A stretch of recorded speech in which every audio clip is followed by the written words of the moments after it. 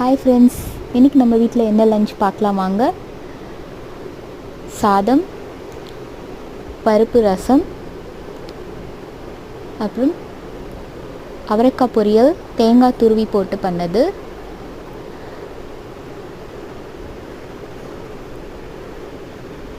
கருணக்கிழங்கு பொடி மாஸ். காலையில் பசங்களுக்கு வேர்க்கல் அவிச்சு கொடுத்துருந்தேன் ஸ்நாக்ஸ்க்காக. அப்புறம் மார்னிங் பிரேக்ஃபாஸ்ட் இட்லி, பருப்பு கடைஞ்சிருக்கேன், கருப்பு உளுந்து சட்னி, தயிர் உர ஊற்றுறதுக்காக பால் காய்ச்சி வச்சுருக்கேன்.